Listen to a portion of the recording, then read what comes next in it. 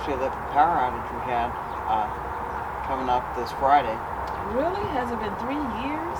Yeah, and I remember it like it was yesterday. Yes, so do I. No power. It was freezing Yeah. in the house. Yes. If we had weather like this, it wouldn't be too bad, would it? Correct. A lot of the neighbors went to hotels. Oh yeah. Now if I remember, the street was empty. Yes. Hi, I'm Elmer with Wave Outdoors. And I'm Vanita. Today for Front Porch Friday, we were just discussing the big power outage about 3 years ago.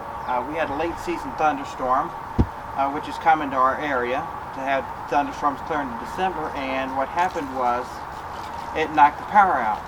It wasn't even a severe warrant thunderstorm. We just had a couple of gust of winds through the rainstorm that pushed a tree down the street from us, through a couple of power lines, snapping telephone poles and other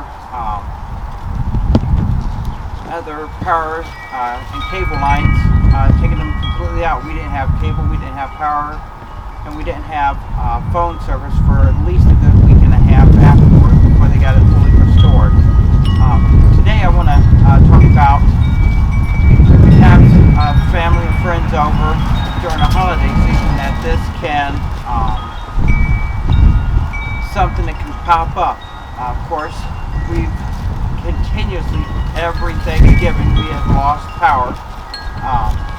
Almost either on Thanksgiving, the day before, the day after. It's something in our area that it happens. It's almost so commonplace. Of course, Vanita's always cooking when it happens, and we wind up not having the oven or something on for, for a couple hours. Usually our power is pretty good about getting it back on. I think it's really the football games that get it on at the Thanksgiving dinner. So we just wanted to give you kind of a relaxed atmosphere today on talking about getting prepared.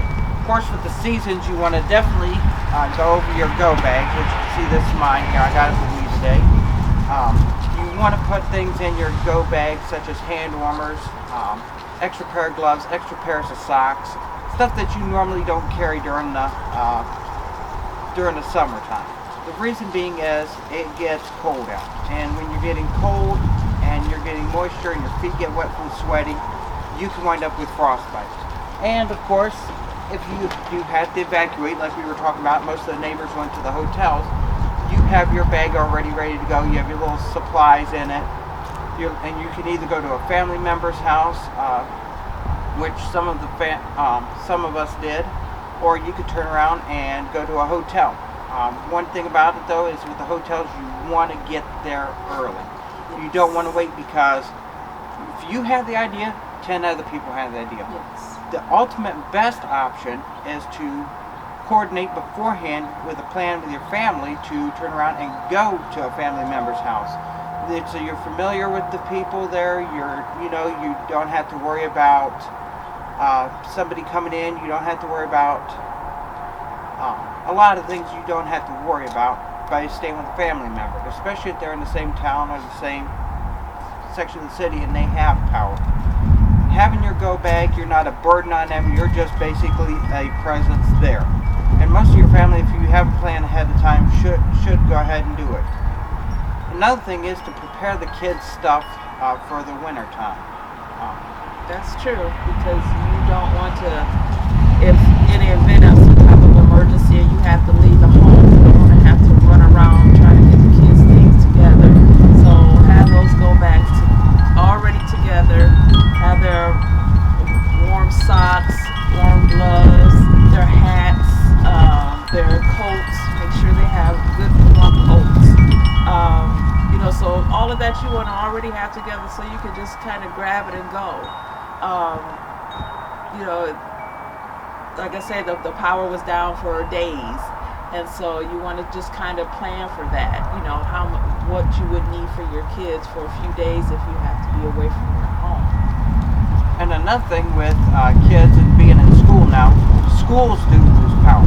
Not every school has a backup generator. Not every school's backup generator has the ability to run the boilers, they lose power, they lose heat. They may try to get in contact with you to pick up your child. One of the things is have a plan. You know, if you're at work and the power goes out in the neighborhood and they call you, is there a family member that could pick the child up? Do you have a trusted neighbor that you know that you could trust that the kid can come home if they're old enough, they walk home, that they can be watched out for and cared for till you get home? You know, go over it, practice it with your family, practice it with your neighbors. If you know you got a neighbor you can trust, do it.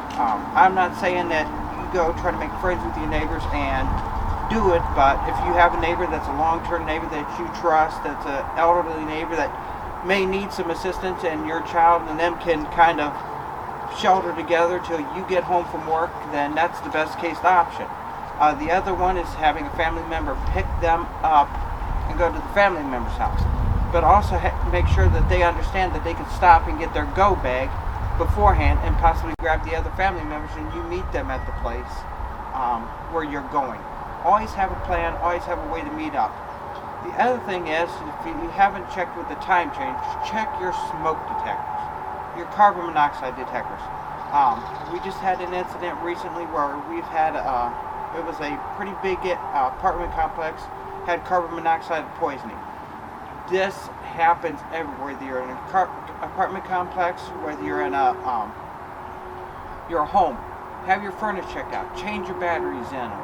Have a plan as well. You know, do you know with your fire drill, do you know how to get out of the house? Do you know where to meet up? Do you know who to call?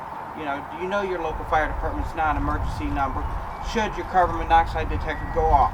If it first starts going off, call the non-emergency number. They will come out, they will check it, they will vent the house for you. That's what the fire department's there for. And you know, just this season, this holiday season, with time changes, with everything going on, with all the threats and things going on worldwide, we're not even going to say nationwide, worldwide, all the threats that have been going on, the war in the Ukraine and stuff like that. Just be vigilant, be prepared for anything that can happen. And you know, that's, you know, you want to be able to be prepared for something from the simplest things such as a power outage from a thunderstorm all the way up to multiple days, months without power, without other things. You want to be prepared, and you want to have a plan. You definitely want to have a family plan to go ahead and make sure that you and your family stay safe this season. So with this, I want to say thank you, and everybody stay healthy, And stay blessed. I think I did okay.